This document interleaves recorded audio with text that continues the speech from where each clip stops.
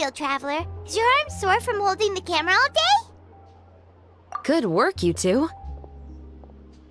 You too, CHEVREUSE. You were quite the actress today. I've read this novel many times before. I have a good grasp of my character's mindset.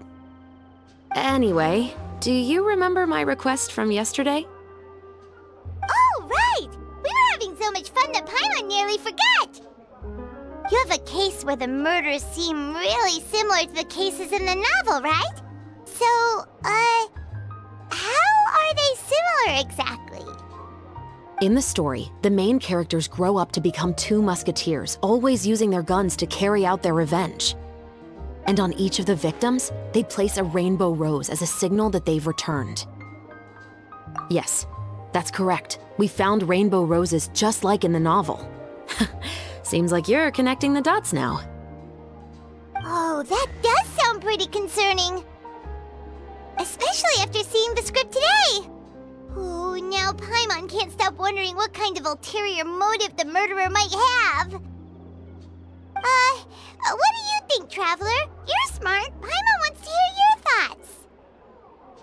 Good. On behalf of Fontaine's Special Security and Surveillance Patrol, thank you for your dedication to justice. There's no time to lose. We should start investigating right away. Follow me. Huh? Right now? But we just got done filming all day. Paimon's so tired.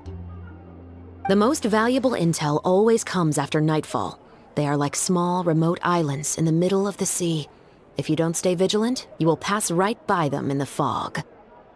That's how one of my favorite books always puts it, at least. So, where are we going right now? Let's start by checking out some workshops that sell mechanical components. If the culprit is making their own weapons, it's very likely that they'll visit those sort of places.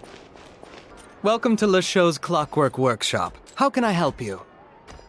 Hello. I'd like to know if anyone has purchased some special components lately. Special components? Sorry, could you be more specific?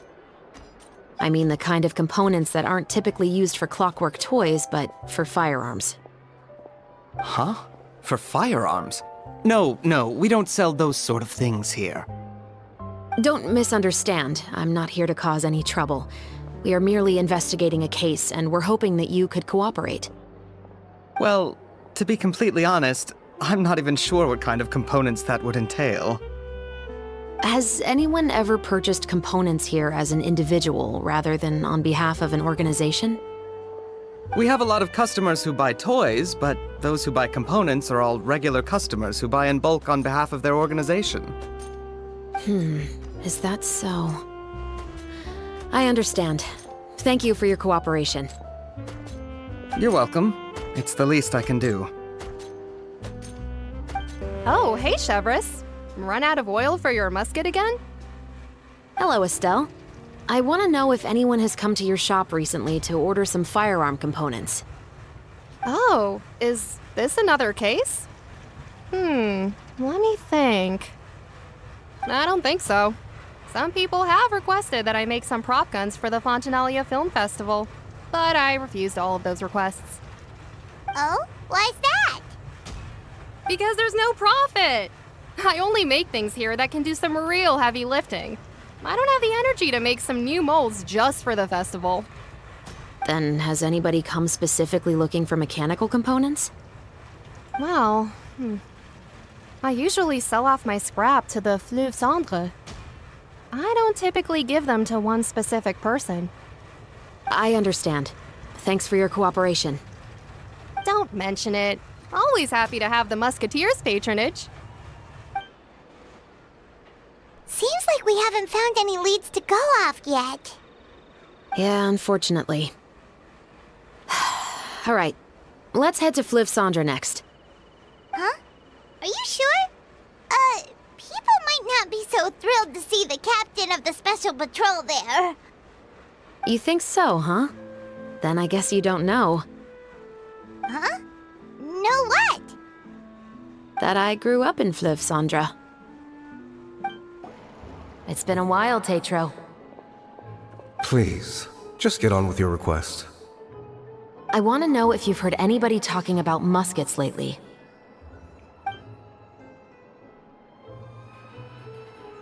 Information isn't free, you know. I've heard that bandits have been extremely active in the countryside recently, and they've been affecting the delivery of goods to Poisson. I can allocate some more manpower to help out with that problem. What do you say? You're still as helpful as ever. One of our men got drunk at dinner about a month ago and lost his gun. 3 days later, it turned up in the corner here. What's weird about that? He just forgot where he put it, right? This is Fleuve Cendre, my friend. Anything of value left in the tavern won't ever make it to the next day. But that gun turned out to be an exception. It didn't get any new wear and tear on it, and didn't even appear to have been fired. We were quite mystified as to what could have happened. I suspect it came back because the weapon was already known to the guards. You mean, a criminal was afraid the Marechaussee Phantom would use the shot marks to track them down? Maybe. But if that's the case, the culprit really took great care to avoid getting caught. I didn't say anything about a criminal. In Fleuve Cendre, knowing who was killed is as easy as knowing what clothes you're wearing today. It's the guy living in the east side, isn't it? I've never liked him. Every time he's here, he just orders a drink and sits there with a nasty look in his eyes. So, who was the one who lost the gun in the first place? Don't bother. Even if you ask, he wouldn't admit to owning a gun to some strangers. Not to mention the captain of the Special Security and Surveillance Patrol. He's right. I know you grew up here, CHEVREUSE. Even though you're on good terms with the Spina, you've still been gone too long. Not many people know you here now, and a lot of people don't like the Special Patrol. I know. So take my advice and don't show your face too much around here. It's for your own safety. I'll come and go as I please, and I'm afraid I'll be appearing more often due to my work. All right. Don't say I didn't warn you. Hello, I'd like to ask some questions. I don't know anything. Don't worry, I'm not here to arrest anybody. You say that now. It's the truth. Here, take this as my guarantee.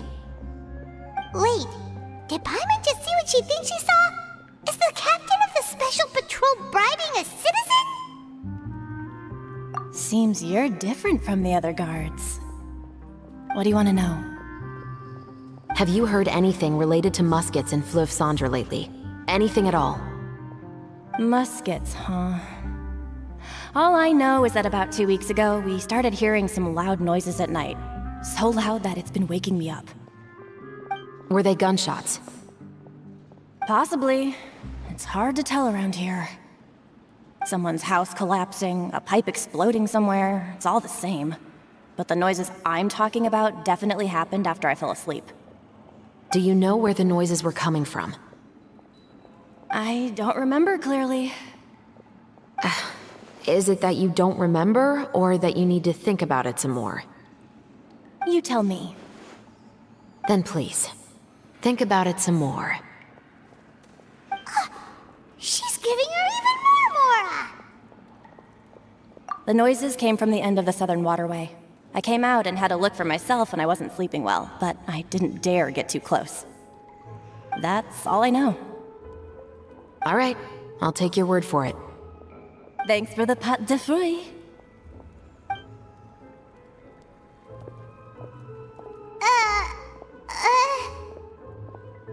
No need to be surprised. I grew up here, remember? I know how to get people around here to talk. Seems you catch on pretty quick. Now then, let's keep going. What's all this? Some broken planks and barrels, as well as some liquor bottles? Yes, but have a closer look, Paimon. Even though somebody has purposefully tried to clean them up, these are obviously marks from musket bullets. In other words, someone was here trying to improve their shot. They were using the barrels and bottles for target practice. Could it have been the killer? Your guess is as good as mine. Although many people at Fleuve Cendre own guns, few hide the fact from others. and even fewer would go to such lengths to hide markings from practice shots. Anyway, let's go. There might be more to this.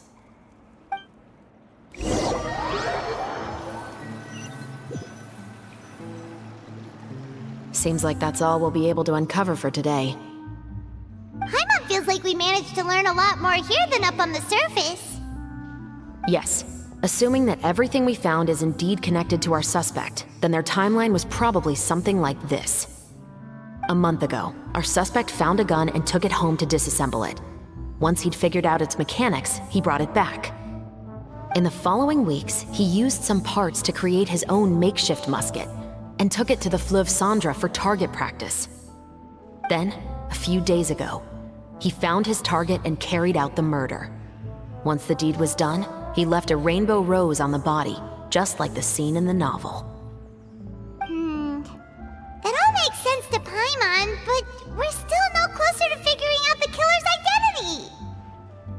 The deceased was a resident of Fleuve Cendres. It's said that he was a poor, solitary man. Yeah, that's also something I'm trying to figure out. If we are indeed following the novel, and there's a story behind the murder, then this murder should be an act of vengeance. But according to our investigation, the deceased didn't have any enemies. He was no saint, but no one's heard of a rival who hated him enough to shoot him dead, much less care to leave a rose on his body. What message is the killer trying to convey, and to whom exactly? We've thoroughly investigated that possibility. He claims to have spent the whole day at the Opera House on the day of the murder, and the staff there have confirmed his account. Okay, so he has an alibi. Not only that, he lacks a credible motive as well. He has a family of his own, and both of his parents are still alive. I've looked into his records. He was adopted at the age of 6, and all the proper procedures were followed. There are also records of him at an orphanage before then. In the story, the mother of the 2 musketeers was murdered after the children turned 10. Of course, he could have changed the children's ages, but I don't want to assume anything without evidence. More importantly, I've also had a chat with him in person. He didn't seem like the kind of person who would pull the trigger to kill a man. Then, what should we do now? We have all this new information, but it doesn't help us move forward. Investigations take time. I didn't expect us to catch the culprit in just a single day. How about this? Let's spend the next few days filming with the crew. We can continue the investigation once we're done with the film. I'm sure that given time, new leads will present themselves. Wait, but weren't you saying Intel is like small, remote islands in the middle of the sea just a moment ago? Wouldn't you just miss them if you were to stop looking? Ah, but the book had more than one reference to the islands, Paimon. Oh? What else did it say then? As long as you spend enough time sailing through the fog, you'll eventually come across an island.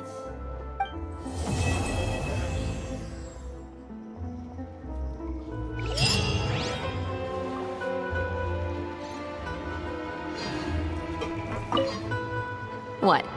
Never thought that the captain of the security and surveillance patrol could come from the Fleuve Cendres? Honestly, I'm pretty shocked too.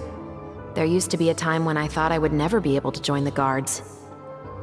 But as long as you can distinguish yourself through your accomplishments and skills, you'll eventually be recognized for your worth. If you look at it another way, my life at Fleuve Cendres has actually taught me a lot of valuable skills. Skills like how to barter with criminals or how to think in their shoes. Of course, I'd appreciate it if you could keep this a secret between us.